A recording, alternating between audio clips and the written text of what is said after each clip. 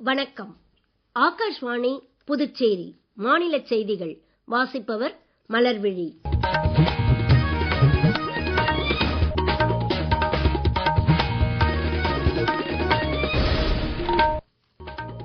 தலைப்புச் செய்திகள். நாட்டிற்கே முதலிடம் என்ற பாரதிய ஜனதாவின் வளர்ச்சி பார்வையை மக்கள் நன்கு புரிந்து கொண்டுள்ளதாக பிரதமர் திரு நரேந்திர மோடி கூறியுள்ளார். தேர்வு குறித்த மாணவர்களின் அச்சத்தை போக்குவதற்கான பிரதமரின் பரீட்சா பே சர்ச்சா கலந்துரையாடல் நிகழ்ச்சி வரும் 10ஆம் தேதி புதுடெல்லி பாரத் மண்டபத்தில் நடைபெற உள்ளது. சட்டவிரோத குடியேறிகளை வெளியேற்றுவது சர்வதேச உறவுகளில் பொதுவாக ஏற்கப்பட்ட கொள்கைதான் என்று வெளியுறவு அமைச்சர் டாக்டர் ஜெய்சங்கர் கூறியுள்ளார். புதுச்சேரியில் 35வது காய், கனி மற்றும் மலர் கண்காட்சியை துணைநிலை ஆளுநர் திரு கைலாஷ்நாதன் நாளை தொடக்கி வைக்கிறார். இனி விரிவான செய்திகள். நாட்டிற்கே முதலிடம் என்ற பாரதிய ஜனதாவின் வளர்ச்சி பார்வையை மக்கள் நன்கு புரிந்து கொண்டே 3வது முறையாக ஆட்சி பொறுப்பிற்கு தங்களை தேர்ந்தெடுத்ததாக பிரதமர் திரு நரேந்திர மோடி கூறியுள்ளார். குறிப்பிட்ட குடும்பத்தை மட்டுமே முன்னிறுத்தும் காங்கிரஸ் கட்சிக்கு அனைவருக்குமான வளர்ச்சி என்பதை புரிந்து கொள்ளவோ ஏற்கவோ முடியாது என்று அவர் இன்று மாநிலங்களவையில் குடியரசுத் தலைவர் உரை மீதான விவாதங்களுக்கு பதிலளித்து பேசுகையில் கூறினார். சமூகத்தில் ஜாதி அடிப்படையில் பிளவை பரப்ப தற்போது முயற்சிகள் நடப்பதாக பிரதமர் கூறினார். பல்வேறு கட்சிகளை சேர்ந்த ஓபிசி எம்பிக்களின் நீண்டகால கோரிக்கையை ஏற்று ஓபிசி ஆணையத்திற்கு சட்ட அந்தஸ்து வழங்கியது பிஜேபி அரசுதான் என்றும் அவர் கூறினார். காங்கிரஸ் எப்போதும் அண்ணல் அம்பேத்கருக்கு எதிராகவே செயல்பட்டு வந்திருப்பதாகவும் இதற்கு ஆவண ரீதியிலான ஆதாரங்கள் உண்டு என்றும் பிரதமர் குறிப்பிட்டார். நாடாளுமன்ற இரு அவைகளின் கலப்பு கூட்டத்தில் குடியரசுத் தலைவர் திருமதி திரௌபதி முர்மு ஆற்றிய உரை மீதான விவாதங்களுக்கு பிரதமர் ஏற்கனவே மக்களவையில் பதில் அளித்ததும் குறிப்பிடத்தக்கது. தேர்வு குறித்த மாணவர்களின் அச்சத்தை போக்கி வாழ்க்கையை உற்சவமாக கொண்டாடும் உணர்வை மாணவர் மனங்களில் விதைக்கும் நோக்கிலான பிரதமரின் பரீட்சா பே சர்ச்சா கலந்துரையாடல் நிகழ்ச்சி வரும் 10ஆம் தேதி புதுடெல்லி பாரத் மண்டபத்தில் நடைபெற உள்ளது. இவ்வாண்டு இந்நிகழ்ச்சி புதிய வடிவத்தில் நடைபெறும் என்றும் பிரதமரின் பரீட்சா பே சர்ச்சா நிகழ்ச்சியில் இம்முறை பல்வேறு துறைகளை சேர்ந்த புகழ்பெற்ற அறிஞர்கள் மாணவர்களுடன் கலந்துரையாடி தங்களின் அறிவு மற்றும் அனுபவங்களை பகிர்ந்து கொள்ள இருப்பதாகவும் மத்திய கல்வி அமைச்சகம் தெரிவித்துள்ளது. நிகழ்ச்சியின் முதல் அங்கமாக பிரதமர் திரு நரேந்திர மோடி மாணவர்களுடன் கலந்துரையாடல் நடத்தவிருக்கிறார். பிரதமருடன் நேரடியாக கலந்துரையாட மாநிலங்கள் மற்றும் யூனியன் பிரதேசங்களில் இருந்து பல்வேறு பள்ளிகளைச் சேர்ந்த 36 மாணவர்கள் தேர்ந்தெடுக்கப்பட்டுள்ளனர். தூர்தர்ஷன் தொலைக்காட்சியிலும் ஸ்வயம் பிரபா மற்றும் பிரதமர் அலுவலகத்தின் யூடியூப் அலைவரிசைகளிலும் இந்நிகழ்ச்சி நேரடியாக ஒளிபரப்பாகும். சட்டவிரோத குடியேறிகளை வெளியேற்றுவது சர்வதேச உறவுகளில் பொதுவாக ஏற்கப்பட்ட கொள்கைதான் என்றும் சட்டப்பூர்வ குடியேற்றங்களை ஊக்குவிப்பதே ஒட்டுமொத்தமாக அனைவருக்குமே நல்லது என்றும் வெளியுறவு அமைச்சர் டாக்டர் ஜெய்சங்கர் கூறியுள்ளார். இந்திய குடிமக்கள் அமெரிக்காவிலிருந்து வெளியேற்றப்பட்டது குறித்து இன்று மாநிலங்களவையில் அறிக்கை வெளியிட்ட அவர், ஒரு நாட்டின் மக்கள் மற்ற நாடுகளில் சட்டவிரோத முறையில் வசிப்பதாக தெரிய வந்தால் சொந்த நாடே அவர்களை திரும்ப எடுத்துக் கொள்வது கட்டாயம் என்றார்.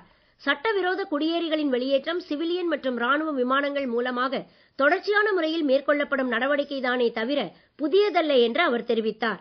இதர நாடுகளில் இருந்து 2009ஆம் ஆண்டில் 734 பேரும் 2024ஆம் ஆண்டில் 1368 பேரும் இந்தியாவிற்கு வெளியேற்றப்பட்டதாக தெரிவித்த அவர், நடப்பாண்டில் இந்த எண்ணிக்கை 104ஆக இருப்பதாக கூறினார். அமெரிக்காவிலிருந்து வெளியேற்றப்படும் இந்தியர்கள் சரியான முறையில் நடத்தப்படுவதை உறுதிப்படுத்துவது குறித்து இந்திய அரசு அமெரிக்க அதிகாரிகளுடன் தொடர்பு கொண்டுள்ளதாக வெளியுறவு அமைச்சர் மேலும் கூறினார். இந்தியாவிற்கு வெளியே பயிலும் இந்திய மாணவர்களின் பாதுகாப்பு மற்றும் நலன்களுக்கு அரசு முன்னுரிமை அளிப்பதாக வெளியுறவு அமைச்சர் டாக்டர் ஜெய்சங்கர் கூறியுள்ளார். இன்று மாநிலங்களவையில் துணை கேள்விகளுக்கு பதிலளித்த அவர், பிணக்கு பகுதிகளிலிருந்து திரும்பியுள்ள மாணவர்களின் நலன்களை பாதுகாக்க அரசு பல்வேறு நடவடிக்கைகளை எடுத்திருப்பதாக தெரிவித்தார். உக்ரைனில் மருத்துவம் பயின்ற இந்திய மாணவர்கள் கல்வியின் எஞ்சிய பகுதியை வேறு 3வது நாட்டிற்கு மாற்றிக் கொள்ளவும் செயல்முறை தேர்வுகளை இந்தியாவில் எழுதவும் அனுமதிக்கப்பட்டுள்ளதாக அவர் சுட்டிக்காட்டினார். நாட்டில் கடந்த 10 ஆண்டுகளில் புதிதாக 75,000 மருத்துவ மாணவர் சேர்க்கை இடங்கள் சேர்க்கப்பட்டுள்ளதால் பிணக்கு பகுதிகளில் பயின்றவர்கள் உட்பட எல்லா மாணவர்களுக்கும் பல வாய்ப்புகள் உருவாகி இருப்பதாக அமைச்சர் மேலும் கூறினார். நீங்கள் கேட்டுக்கொண்டிருப்பது மாநில செய்திகள். ஆகாஷ்வாணி செய்திகளை நேயர்கள் உடனுக்குடன் தெரிந்து கொள்ள எமது புதுச்சேரி மண்டல செய்தி பிரிவின் சமூக ஊடகங்களான @airnews புதுவை என்ற எக்ஸ் பக்கத்தையும், all India radio news Puducherry என்ற Facebook பக்கத்தையும், @RNU புதுச்சேரி என்ற யூடியூப் சேனலையும் அணுகலாம். எமது டெல்லி ஆகாஷ்வாணி செய்தி பிரிவின் NST சமூக ஊடகங்களான @airnews alert என்ற எக்ஸ் பக்கத்தையும், ஆல் இண்டியா ரேடியோ நியூஸ் என்ற Facebook பக்கத்தையும், ஏர் நியூஸ் அலர்ட் என்ற இன்ஸ்டாகிராம் தளத்தையும், news on air official YouTube சேனலையும், நியூஸ் ஆன் ஏர் செயலி மற்றும் இணையதளத்தையும் அணுகலாம். செய்திகள் தொடர்கின்றன. புதுச்சேரியில் வேளாண் துறை சார்பில் ஏற்பாடு செய்யப்பட்டுள்ள 35வது காய், கனி மற்றும் மலர் கண்காட்சியை தாவரவியல் பூங்காவில் துணைநிலை ஆளுநர் திரு கைலாஷ்நாதன் நாளை தொடக்கி வைக்கிறார். முதலமைச்சர் திரு ரங்கசாமி தலைமையில் நடைபெறவுள்ள தொடக்க விழாவில் சட்டப்பேரவைத் தலைவர் திரு ஆர் செல்வம், வேளாண் அமைச்சர் திரு ஜெயக்குமார், நாடாளுமன்ற உறுப்பினர்கள் திரு செல்வகணபதி, திரு வைத்தியலிங்கம், சட்டமன்ற உறுப்பினர் திரு அனிபால் கென்னடி மற்றும் அதிகாரிகள் பங்கேற்கிறார்கள். இந்த 3 நாள் கண்காட்சிக்கான எல்லா ஏற்பாடுகளையும் வேளாண் துறை விரிவான முறையில் செய்து முடித்துள்ளது. கண்காட்சியில் இடம்பெற பெங்களூரு, புனே உள்ளிட்ட இடங்களிலிருந்து பல வண்ண பூச்செடிகள் ஆயிரக்கணக்கில் வரவழைக்கப்பட்டுள்ளன. ஏற்பாடுகள் குறித்து கூடுதல் விவரங்கள். பொதுமக்களை கவரும் வகையில் மலர்களை கொண்டு ரயில், பழைய மற்றும் புதிய பாராளுமன்ற கட்டிடம், கித்தார் ஆகியவை உருவாக்கப்பட்டு வருகிறது. மேலும் பழங்கள் மற்றும் காய்கறிகளை கொண்டு திருவள்ளுவர் சிலையும், புதுச்சேரி ஆய்வு மண்டபம் உள்ளிட்டவைகளும் அமைக்கும் பணிகள் தீவிரமாக நடைபெற்று வருகின்றன. இசை நடன நீரூற்றும் தயார்படுத்தப்பட்டு வருகிறது. மேலும் விவசாயிகள் தங்களின் வேளாண் இடுபொருட்கள் உற்பத்திகளையும் பார்வைக்கும் வைத்துள்ளனர். இந்த மலர் கண்காட்சியில் வேளாண்மை, தோட்டக்கலை, அதனை சார்ந்த நிறுவனங்கள் தங்களின் புதிய கண்டுபிடிப்புகள், விதைகள், உயிர் உரங்கள், எந்திரங்களை அரங்குகளாக அமைத்து காட்சிப்படுத்தப்பட உள்ளனர். மேலும் மானிய விலையில் அலங்காரம் மற்றும் பூச்செடிகள் விற்பனைக்கு வைக்கப்பட உள்ளது. தொட்டி வளர்ப்பு, மலர் அலங்காரம், காய்கறிகள், பழ வகைகள், தென்னை மூலிகை செடிகள், அலங்கார தோட்டம், மாடி தோட்டம், வீட்டு காய்கறி தோட்டம் மற்றும் மானிய விலையில் உயரக நடவு கன்றுகள், தனியார் நிறுவனங்களின் விற்பனை நிலையங்கள், உணவகங்களும் அமைக்கப்பட்டு வருகிறது. ஆகாஷ்வாணி செய்திகளுக்காக கந்தன் கருணாகரன். 35வது காய், கனி மற்றும் மலர் கண்காட்சியின் நிறைவு விழா வரும் ஞாயிற்றுக்கிழமை நடைபெற உள்ளது. முதலமைச்சர் திரு ரங்கசாமி இவ்விழாவில் கலந்து கொண்டு வெற்றியாளர்களுக்கு பரிசுகளை வழங்குவார் என்றும் வேளாண் துறை தெரிவித்துள்ளது. மத்திய அரசால் பத்மஸ்ரீ விருது அறிவிக்கப்பட்டுள்ள புதுச்சேரியை சேர்ந்த தவில் கலைஞர் திரு தட்சிணாமூர்த்தி இன்று முதலமைச்சர் திரு ரங்கசாமியை சந்தித்து விருதுக்கு தம்மை பரிந்துரை செய்தமைக்கு நன்றி தெரிவித்துக் கொண்டார். சட்டப்பேரவையில் உள்ள முதலமைச்சர் அலுவலகத்தில் நடைபெற்ற இந்த சந்திப்பின் போது சட்டப்பேரவைத் தலைவர் திரு ஆர் செல்வம் உடனிருந்தார். புதுச்சேரியில் மாநில உள்துறை அமைச்சர் திரு நமச்சிவாயம் தமது துறைகள் மூலமான வளர்ச்சித் திட்டங்கள் குறித்து அதிகாரிகளுடன் ஆலோசனை மேற்கொண்டார். புதிய காவல் நிலையங்களை திறப்பது குறித்தும், கிராமப்புறங்கள் மற்றும் நகர்ப்புறங்களில் விளையாட்டு மைதானங்களை மேம்படுத்துவது குறித்தும் இக்கூட்டத்தில் ஆலோசிக்கப்பட்டது. கல்வித்துறை இயக்குநர் திருமதி பிரியதர்ஷினி, முதுநிலை காவல்துறை கண்காணிப்பாளர் திரு அனிதாராய், விளையாட்டுத்துறை துணை இயக்குநர் திரு வைத்தியநாதன் உள்ளிட்டோர் இதில் கலந்து கொண்டனர்.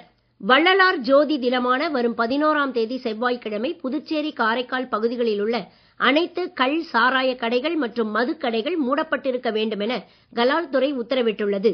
இதை மீறுவோர் மீது சட்ட விதிகளின்படி நடவடிக்கை எடுக்கப்படும் என்றும் எச்சரிக்கப்பட்டுள்ளது. மத்திய பட்ஜெட் மக்களுக்கும் விவசாயிகளுக்கும் எதிராக அமைந்திருப்பதாக கூறியும் அதை கண்டித்தும் இன்று புதுச்சேரியில் அனைத்து தொழிற்சங்க அமைப்பினர் சுதேசி பஞ்சாலை அருகே ஆர்ப்பாட்டம் மேற்கொண்டனர். இப்போராட்டத்தில் பட்ஜெட் நகலை சிலர் எரித்தபோது போலீசார் தண்ணீரை ஊற்றி தீயை அணைத்தனர். போலீசாருக்கும் ஆர்ப்பாட்டக்காரர்களுக்கும் இடையே லேசான தள்ளுமுள்ளு ஏற்பட்டது. நாட்டில் பழங்குடி பகுதிகளில் தொலைத்தொடர்பு உட்பட எல்லா வசதிகளையும் மேம்படுத்தி முழுமையான வளர்ச்சியை கொண்டுவர அரசு சிறப்பு முக்கியத்துவம் அளிப்பதாக மத்திய தகவல் தொடர்புத்துறை அமைச்சர் திரு ஜோதிராதித்ய சிந்தியா கூறியுள்ளார். இன்று மாநிலங்களவையில் துணை கேள்விகளுக்கு பதிலளித்த அவர் 25,000 பழங்குடி கிராமங்களில் அமலாகும் பிரதமரின் ஜன்மன் திட்டத்தின் கீழ் தொலைத்தொடர்பு வசதிகளுக்கு மட்டுமின்றி கல்வி, சுகாதாரம், குடிநீர், துப்புரவு உள்ளிட்ட எல்லா வசதிகளுக்கும் முக்கிய கவனம் செலுத்தப்படுவதாக கூறினார். ஆய்வு ஒன்றின் மூலம் தேர்ந்தெடுக்கப்பட்ட 2590 பழங்குடி கிராமங்களில் 1600க்கும் மேற்பட்ட தொலைத்தொடர்பு கோபுரங்களை அமைக்க முடிவு செய்யப்பட்டு இத்தகைய 519 கோபுரங்கள் ஏற்கனவே அமைக்கப்பட்டு விட்டதாக அமைச்சர் மேலும் தெரிவித்தார். பிரயாக்ராஜில் நடைபெறும் மகா கும்பமேளாவின் ஒரு பகுதியாக பழங்குடி கலாச்சார கூட்டமைப்பு சார்பில் ஏற்பாடு செய்யப்பட்டுள்ள 5 நாள் பழங்குடி இளைஞர் கும்பமேளாவில் நாடெங்கிலும் இருந்து 8000க்கும் மேற்பட்ட பழங்குடி இளைஞர்கள் பங்கேற்றுள்ளனர். மத்திய பழங்குடியினர் விவகாரங்கள் துறை இணை அமைச்சர் திரு துர்காதாஸ் உய்கி இவ்விழாவில் பேசுகையில், புரட்சிகரமான மாற்றங்களை நாட்டில் கொண்டுவர இளைஞர்களால் மட்டுமே முடியும் என்றும் இளைஞர்கள் நாட்டின் சுயசார்பு மற்றும் சமூக நல்லிணத்திற்கு பாடுபட வேண்டும் என்றும் கூறினார். மீண்டும் தலைப்புச் செய்திகள். நாட்டிற்கே முதலிடம் என்ற பாரதிய ஜனதாவின் வளர்ச்சி பார்வையை மக்கள் நன்கு புரிந்து கொண்டுள்ளதாக பிரதமர் திரு நரேந்திர மோடி கூறியுள்ளார். தேர்வு குறித்த மாணவர்களின் அச்சத்தை போக்குவதற்கான பிரதமரின் பரீட்சா பே சர்ச்சா கலந்துரையாடல் நிகழ்ச்சி வரும் 10ஆம் தேதி புதுடெல்லி பாரத் மண்டபத்தில் நடைபெற உள்ளது. சட்டவிரோத குடியேறிகளை வெளியேற்றுவது சர்வதேச உறவுகளில் பொதுவாக ஏற்கப்பட்ட கொள்கைதான் என்று வெளியுறவு அமைச்சர் டாக்டர் ஜெய்சங்கர் கூறியுள்ளார். புதுச்சேரியில் 35வது காய், கனி மற்றும் மலர் கண்காட்சியை துணைநிலை ஆளுநர் திரு கைலாஷ்நாதன் நாளை தொடக்கி வைக்கிறார். இத்துடன் இந்த செய்தி அறிக்கை நிறைவு பெறுகிறது. வணக்கம்.